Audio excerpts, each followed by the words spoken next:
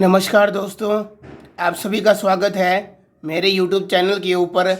आज हम करेंगे एक्सरसाइज 5.3 का एग्जाम्पल नंबर 6।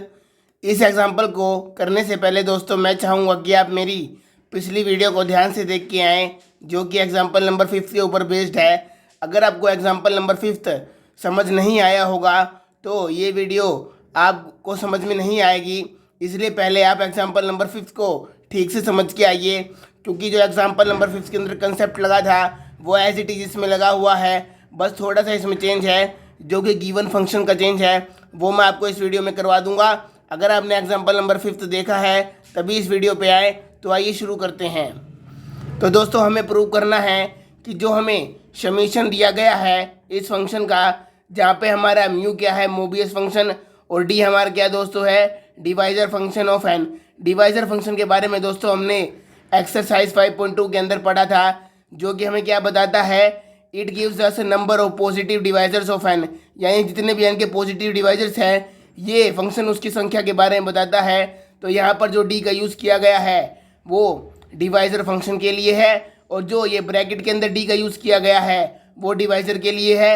ये पहले आपको इस क्वेश्चन में समझना पड़ेगा कि डी यहाँ पे डिवाइजर है जो कि ब्रैकेट के अंदर है, और जो ये वाला डी है वो डिवाइजर फंक्शन के लिए है, और ये म्यू है वो मोबियस फंक्शन के लिए है।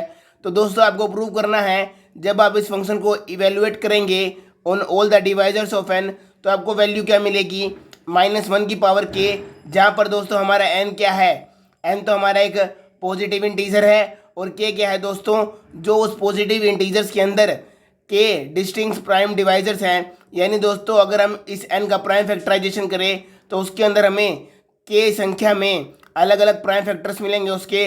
तो के यहाँ पर हमें प्राइम फैक्टर्स दिखाता है किसके, एन के। और दोस्तों आप जानते हैं जो हमारे फैक्टर्स होते हैं वो हमारे डिवाइजर्स भी होते हैं, तो इन के को आप डिस्टिंक्ट प्राइम डिवाइजर्स भी कह सकते हैं, एन के।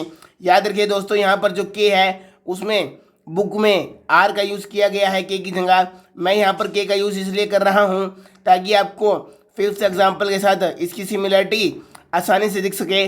बुक में यहाँ पर जहाँ पर आर यूज़ किया गया है आप अपने आंसर में वहाँ आर यूज़ कर लीजिएगा, जहाँ जहाँ मैं के यूज़ करता हूँ मैं यहाँ पर सिंप्लिसिटी के लिए के का यूज़ करूँगा, ताकि आप इसको 5th एग्जाम्पल के साथ बिल्कुल मैच कर पाएँ। तो दोस्तों आइए शुरू करते हैं। सबसे पहले मैंने प्राइम फैक्टराइजेशन कर लिया एन का, और इसको मैंने लेट कर लिया, वो क्या है, P1 की पावर B1, P2 की पावर B2, P3 की पावर B3, ऐसे करते करते Pk की पावर Bk। ये दोस्तों बिल्कुल ऐसी टीज है जैसे हमने 5th एग्जाम्पल में किया। यहाँ पर क्या है, P1, P2, P3, Pk क्या है, नंबर ऑफ प्राइम फैक्टर्स, यानी distinct prime factors of N, जिनकी पावर B1, B2, B3 है। जैसे हमने पिछले एग्जाम्पल्स में देखा, यहाँ पर भी B1, B2, B3 up to Bk सभी की वैल्यू 1 या 1 से बड़ी होगी दोस्तों। ये मैंने आपको एक्सप्लेन कर दिया था 5th एग्जाम्पल के अंदर। यहाँ पर मैंने आई का यूज़ क्यों किया है, ताकि मैं B1, B2, B3, Bk को अलग अलग ना दिखा के एक ही टर्म से रिप्रेजेंट कर सकूँ। यहाँ पर आई की वैल्यू दोस्तों आप देख सकते हैं 1 से लेके के तक लाई करती है, तो मैंने लिख दिया आई मेरा 1 से के है, यानी इन सभी पावर्स की जो वैल्यू है वो 1 या 1 से बड़ी होगी। ठीक है दोस्तों, यहाँ पर मैंने पी के तक क्यों प्राइम फैक्टर्स लिए, क्योंकि हमें दिया गया है कि हमारे गिवन नंबर के पास के संख्या में प्राइम डिवाइजर्स है, तो मैंने भी यहाँ पर 1, 2, 3 ऐसे करते करते के प्राइम डिवाइजर्स इसके लिख लिए हैं इसके प्राइम फैक्टराइजेशन के अंदर। अब दोस्तों इसके बाद जो हमने 5th एग्जाम्पल में स्टेप किया था वो ऐसे टीज आएगा, यानी हम एक जनरल फॉर्म का डिवाइजर लिखेंगे इस नंबर n का। तो any divisor D of N is of the form D is equals to P1 की पावर A1, P2 की power A2 as it is Pk की पावर AK। तो दोस्तों जैसे हमने 5th एग्जाम्पल में किया था, हमने बिल्कुल एज इट इज़ एक जनरल फॉर्म का डिवाइजर ये लिख लिया है। अगर आप ये जानना चाहते हैं कि ये डिवाइजर कहाँ से आया इस फॉर्मूले से, तो आप 5th एग्जाम्पल को ध्यान से देख के आइए। मैंने वहाँ पर एक जनरल एग्जाम्पल से एक्सप्लेन किया है, जहाँ पर मैंने n को 20 पुट कर लिया था और 20 के सभी डिवाइजर्स को इस फॉर्म के अंदर लिख के दिखा दिया था। तो दोस्तों यहाँ पर मैं वो नहीं शो कर रहा हूँ। अगर आपको जानना है ये कहाँ से आया तो 5th एग्जाम्पल में देख लीजिएगा। यहाँ पर जैसे हमने 5th एग्जाम्पल में देखा था कि A1, A2, AK की वैल्यू कैसे निकलेगी, ये वैल्यू लाई करेगी 0 से लेके Bi तक, जहाँ पर हमने Ai लिया है, यानी A1 की जो वैल्यू है वो B1 या B1 से छोटी होगी, A2 की वैल्यू B2 या B2 से छोटी होगी, ऐसे ही AK की वैल्यू Bk या Bk से छोटी होगी। यहाँ पर जब आप i की वैल्यू पुट करेंगे तो आपको सभी की वैल्यूज मिल जाएगी, और i हमारा कहाँ से कहाँ तक है, 1 से लेके k तक। ठीक है दोस्तों। अब दोस्तों जो हमारा इतना स्टेप था वो तो बिल्कुल है as it is fifth example के जैसा। अब जैसे हमने फिफ्थ एग्जाम्पल में गिवन फंक्शन की लेफ्ट हैंड साइड को उठाया था, वैसे ही मैंने इसको उठा लिया। अब जो आपका मेन एग्जाम्पल है वो यहाँ से स्टार्ट होता है। इतना काम तो आपका फिफ्थ एग्जाम्पल वाला बिल्कुल एज इट इज़ था। अब दोस्तों हम इस फंक्शन को खोलेंगे। तो दोस्तों पहले तो मैं यहाँ पर डी की वैल्यू पुट कर देता हूँ। डी की हमारी जनरल वैल्यू क्या है, ये वाली। तो मैंने यहाँ पर और यहाँ पर डी की वैल्यू पुट कर दी दोनों जगह। यहाँ पर स्पेस की कमी थी दोस्तों, तो मैंने ब्रैकेट आगे लिख दी है। आप इसको इसके साथ में लिखिएगा अगर आपके पास स्पेस बिल्कुल है। मुझे यहाँ पर स्पेस की कमी थी इसलिए मैंने इसको आगे लिख दिया। अब दोस्तों याद रखिए ये क्या है, हमारा डिवाइजर फंक्शन। याद रखिएगा ये डी, ये ब्रैकेट वाला डी है यानी डिवाइजर वाला डी। इस डी को तो मैंने आपको बताया है कि ये क्या है, डिवाइजर फंक्शन। तो इस डी की जगह वैल्यू पुट मत कर दीजिएगा, आपको केवल ब्रैकेट वाले डी की जगह ये वैल्यू पुट करनी है, ठीक है दोस्तों। अब दोस्तों मैंने आपको बता रखा है पहले भी कि जो हमारा मोबिस फंक्शन होता है वो एक मल्टीप्लिकेटिव फंक्शन होता है। यानी अगर m और n की जीसीडी आपस में 1 है, इन दोनों का हाईएस्ट कॉमन फैक्टर आपस में 1 है, तो आप इसको अलग अलग कर सकते हैं। और अगर ये अलग अलग है तो आप इसको एक फॉर्म में बना सकते हैं। तो दोस्तों हमें यहाँ पर एक फॉर्म दी गई है, हम इसको क्या करेंगे, इस नंबर को अलग अलग खोल लेंगे। यानी जो हमारा यहाँ पर मोबिस फंक्शन है उसको हम P1 के साथ अलग खोल लेंगे।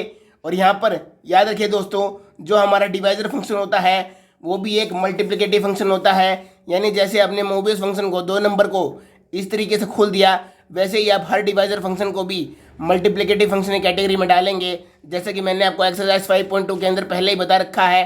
तो याद रखिए दोस्तों जैसे मैं म्यू को P1 P2 Pk के साथ अलग अलग खोल सकता हूँ, वैसे ही मैं डी को भी P1 P2 Pk के साथ अलग अलग खोल लेता हूँ। अब दोस्तों मैंने क्या किया, जो मेरी P1 वाली टर्म है, क्योंकि मैं म्यू और डी दोनों को हर टर्म के ऊपर अलग अलग ऑपरेट कर सकता हूँ, तो मैंने क्या किया, म्यू वाला जो P1 है उसको मैंने डी वाले P1 के साथ ले लिया। यानी मैंने मोबियस फंक्शन भी P1 का ले लिया और डिवाइजर फंक्शन भी इसको एक साथ ले लिया।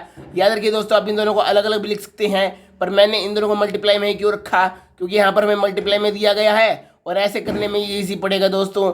और यहाँ पर याद रखिए दोस्तों मैंने P1 के साथ P1 का ही डिवाइजर फंक्शन लिया है, तो इस फॉर्म से ये फॉर्म कैसे बनी, मल्टीप्लिकेटिव फंक्शन की फॉर्म से, ठीक है दोस्तों। अब दोस्तों यहाँ पर पहले तो हमने ऑपरेट कर दिया, ऐसे ही आप P2 वाला ऑपरेट कर दीजिए। और क्योंकि हमारा मल्टीप्लिकेटिव फंक्शन में यहाँ पर मल्टीप्लाई आता है, तो याद रखिए दोस्तों ये जो सभी टर्म्स आएंगी वो आपस में मल्टीप्लाई होंगी। तो यहाँ पे ये सिंबल क्या है, मल्टीप्लाई का सिंबल। तो यहाँ मैंने P2 को ऑपरेट कर दिया, डिवाइजर फंक्शन को करते करते एज इट इज सभी टर्म के साथ करेंगे, तो लास्ट में क्या बचेगा, मोबियस फंक्शन ऑफ Pk और डिवाइजर फंक्शन ऑफ Pk, इनकी पावर AK। अब दोस्तों यहाँ पर देखिए हमारा वेरिएबल यहाँ पर क्या था, डी। तो यहाँ पर हमें डी के बारे में इंफॉर्मेशन दी गई थी कि जो आपको सिग्मा फंक्शन है वो आपको डी के ऊपर ऑपरेट करना है, जहाँ पर डी क्या बता रहा है, D is the divisor of N. अब दोस्तों इस टर्म के अंदर देखिए क्या वेरिएबल्स हैं, P1 P2 Pk तो हमें लेट कर रखे हैं कि ये हमारे प्राइम फैक्टर्स हैं। हमारे यहाँ पर वेरिएबल क्या है दोस्तों, A1 A2 AK, यानी हमें बताना होगा कि A1 A2 AK की वैल्यू कहाँ से कहाँ तक जा रही है।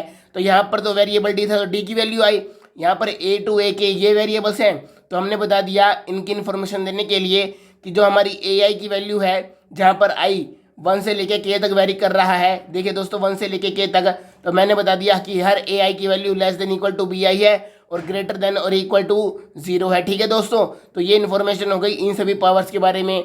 अब दोस्तों जब मैंने इसको अलग अलग कर लिया टर्म को, यानी मैंने इस पूरी टर्म को जब इन टर्म्स के रूप में तोड़ लिया, तो देखिए दोस्तों हमने A1 पावर वाली टर्म को अलग कर लिया, A2 वाली पावर्स को अलग कर लिया और AK वाली पावर्स को अलग कर लिया। तो यानी दोस्तों अब इस टर्म को कैसे लिखेंगे, यहाँ पर तो A1 की लिमिट आ गई, इस टर्म में A2 की लिमिट आ गई क्योंकि A2 वेरिएबल है। ऐसे ही करते करते लास्ट वाले टर्म में AK की लिमिट आ गई, ठीक है दोस्तों। तो मैं उम्मीद करता हूँ ये स्टेप आप समझ गए होंगे। इस इक्वेशन के अंदर हमें गिवन फंक्शन की वैल्यू को खोलने का मौका मिला है, यानी जो हमें ये फंक्शन था वो यहाँ पर मिल चुका है, तो हमने इस इक्वेशन को स्टार नाम दे दिया। अब दोस्तों हम क्या करेंगे, हम इस पहली वाली टर्म को खोल के देखेंगे। दोस्तों याद रखिए इसके अंदर क्या क्या वेरिएबल है, P1 एक वेरिएबल है, A1 एक वेरिएबल है, पर P1 की वैल्यू एक तरह से फिक्स भी है क्योंकि ये हमारे यहाँ पर लिमिट के अंदर नहीं आता, पर है तो एक वेरिएबल है दोस्तों। यानी हमें हर टर्म के अंदर दिख रहा है कि हमारा P1 A1 P2 A2, यानी P की वैल्यू चेंज होती जा रही है और A की वैल्यू चेंज होती जा रही है। जब हम इस टर्म को खोलेंगे और अगर उसके आंसर में P1 या A1 आया तो दोस्तों उस पर क्या फ़र्क पड़ेगा, अगर हमें कहीं आंसर में P1 दिखा तो हम इस टर्म के लिए वहाँ पर P2 लिख देंगे और आगे वाले टर्म्स के लिए यहाँ पर Pk लिख देंगे। और अगर हमारे एक कांस्टेंट आंसर आया तो जो हमारा आंसर इस टर्म का आएगा वही हम आंसर इन टर्म्स के ऊपर अप्लाई कर देंगे एज इट इज। ठीक है दोस्तों। तो दोस्तों आइए इस टर्म को खोलते हैं। तो ये वाली टर्म मैंने नीचे उठा ली दोस्तों, जहाँ पर हमें मिला मोबियस फंक्शन ऑफ P1 की पावर A1 और डिवाइजर फंक्शन ऑफ P1 की पावर A1। अब दोस्तों यहाँ पर हमें लिमिट्स दी गई हैं और हमें दिया गया है हमारा समीशन फंक्शन में इस पर ऑपरेट करवाना है। समीशन का मतलब हमें जितनी भी टर्म्स आएंगी उन सभी के बीच में एडिशन लगाना है। और A1 की वैल्यू कहाँ से कहाँ तक है, 0 से लेकर B1 तक। तो मैं एक एक करके यहाँ पर A1 की जगह 0 1 2 ऐसे करते करते B1 तक वैल्यूज रखूँगा। तो पहली टर्म में मैंने 0 0 रख दिया, यानी जो वैल्यू यहाँ पर है वही यहाँ पर है ना दोस्तों। तो पहली टर्म 0 आएगी, फिर 1, फिर ऐसे करते करते 2 3 और ऐसे करते करते लास्ट टर्म हमारी क्या आएगी, पावर B1 में। ठीक है दोस्तों। अब दोस्तों ये क्या है, देखिए मैंने आपको बताया था दोस्तों हमारा जो मोबियस फंक्शन है वो 1 के लिए 1 होता है। अब दोस्तों मैंने आपको बताया था अगर आप किसी भी नंबर की पावर को 0 कर देते हैं तो उसका आंसर 1 आता है। यानी जो हमारी दोस्तों ये वाली टर्म है P1 की पावर 0, इसका क्या मतलब है, मोबियस फंक्शन ऑफ 1, क्योंकि ये वाली टर्म अंदर 1 हो जाएगी और इसकी वैल्यू आप जानते हैं दोस्तों क्या होती है, 1 होती है। ऐसे ही दोस्तों ये क्या है, डिवाइजर फंक्शन ऑफ P1 की पावर 0, यानी डिवाइजर फंक्शन ऑफ 1। आप जानते हैं दोस्तों 1 का एक लौता डिवाइजर क्या होता है, 1 is the divisor of itself. तो इसकी वैल्यू 1 आएगी। ऊपर से दोस्तों हमने एक फॉर्मूला ही पढ़ा था, जहाँ पर हमें पढ़ा था अगर हमारे पास कोई भी नंबर हो और उसकी पावर k हो तो डिवाइजर कैसे निकालते हैं दोस्तों, k+1, जहाँ पर k क्या होती है, पावर। तो दोस्तों यहाँ पर पावर 1 है, पर यहाँ पर पावर 1 होने से कोई फ़र्क नहीं पड़ता दोस्तों, क्योंकि हमारे जो डिवाइजर्स हैं वो यहाँ पर आप भली बात जानते हैं कि एक का एक ही डिवाइजर होता है। ये फॉर्मूला अलग चीज़ पे वैलिड होता है। ये फॉर्मूला आप कैसे आया वो आप एक्सरसाइज के अंदर आराम से चेक कर लीजिएगा। फिलहाल मैं आपको दिखाता हूँ। 1 का केवल एक ही डिवाइजर होता है। ये जो फॉर्मूला होता है वो 1 के लिए डिफाइन नहीं होता दोस्तों, क्योंकि 1 की पावर आप कितनी ही कर लीजिए वो 1 ही रहता है। ये फॉर्मूला 1 से ऊपर वाले नंबर के लिए डिफाइन होता है और हमें ये वैल्यू फिक्स करके दी हुई होती है कि जो हमारा डिवाइजर होता है 1 का वो 1 होता है। ठीक है दोस्तों। तो इसकी जगह मैंने 1 रख दिया, इसकी जगह 1 रख दिया। ऐसे ही दोस्तों ये क्या है, मोबियस फंक्शन ऑफ P1 की पावर 1। अब दोस्तों P1 क्या है, एक प्राइम नंबर, और मैंने बताया था अगर किसी प्राइम नंबर की पावर 1 हो तो उसके मोबियस फंक्शन की वैल्यू क्या आती है, -1। ऐसे ही दोस्तों यहाँ पर हमारा क्या है, P1 की पावर 1 और डिवाइजर फंक्शन। अब दोस्तों जो मैंने आपको ये फॉर्मूला बताया है उसका यूज़ कीजिए। तो यहाँ पर हमें दिया गया है डिवाइजर फंक्शन ऑफ P1 की पावर 1, पावर यहाँ पे दोस्तों 1 है तो 1 का यूज़ कीजिए 1, और साथ में हमारा 1 ऐड होता है फॉर्मूले के अनुसार। तो ये कितना आ गया, 2। तो दोस्तों हमारे इसकी वैल्यू आ गई 2। और आपको दोस्तों याद भी होगा कि मैंने बताया था अगर किसी प्राइम नंबर की पावर 1 हो तो वहाँ पर डिवाइजर फंक्शन की वैल्यू 2 आती है। अगर आप इसको भूल गए हो तो पिछले एक्सरसाइज में रिफर कीजिए। अब दोस्तों ये देखिए स्क्वायर फैक्टर आ गया। स्क्वायर फैक्टर आते ही दोस्तों आपको ये फॉर्मूला अपने माइंड के अंदर ट्रिगर करना होगा।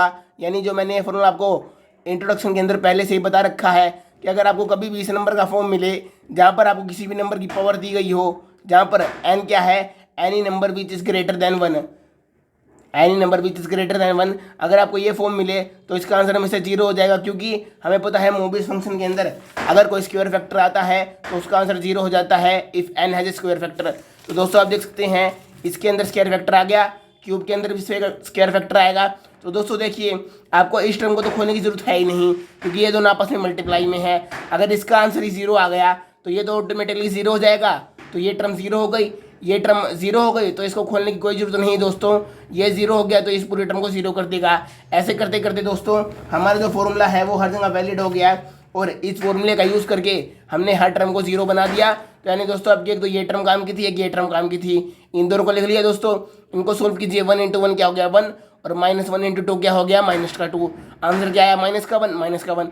अब दोस्तों आप देख सकते हैं इसके आंसर में ना P1 आया ना A1 आया, यानी दोस्तों हमारा आंसर -1 आया। अब दोस्तों यहाँ पर देखिए केवल प्राइम नंबर और उसकी पावर ही तो चेंज हो रही है ना, और कुछ तो चेंज हो नहीं रहा, पर जो इसका आंसर आया है वो एक कांस्टेंट आंसर आया है दोस्तों। यानी इस टर्म का आंसर, इस टर्म का आंसर, और ऐसी सभी टर्म्स का आंसर, हमारे पास जितनी भी टर्म्स हैं सभी का आंसर -1 आएगा दोस्तों। -1 क्यों, क्योंकि ये आंसर इंडिपेंडेंट है P1 और A1 से। अगर यहाँ पे P1 आता तो इस टर्म के लिए हम वहाँ पे P2 लिख देते हैं आंसर में। अगर यहाँ पर आंसर में P3 आता तो हम यहाँ पर कुछ और लिख देते। यानी अगर आंसर दोस्तों P1 में आता तो हम और टर्म्स के लिए P की वैल्यू रिप्लेस करते रहते, और अगर आंसर A1 में आता तो हम और वैल्यूज़ के लिए A2 A3 ऐसे रिप्लेस करते। पर यहाँ पे दोस्तों एक कांस्टेंट आंसर आया है, यानी इन सभी टर्म्स के ऊपर ये आंसर वैलिड होगा।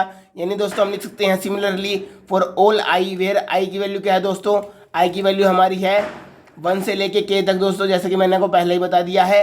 तो हमारी सभी टर्म्स के लिए इसके आंसर क्या आएगा, -1। यानी दोस्तों इस टर्म का आंसर भी -1, इसका आंसर भी -1, ऐसे करते करते हर टर्म का आंसर -1। अब दोस्तों देखिए ये सभी मल्टीप्लाई में है और हमारे पास कितनी टर्म्स हैं दोस्तों, ये देखिए दोस्तों, पहली टर्म यहाँ पर P1 है, दूसरी टर्म में P2 है और लास्ट टर्म Pk है, यानी हमारी 1 से लेके ऐसी k टर्म्स मौजूद है और सभी का आंसर क्या है दोस्तों, -1।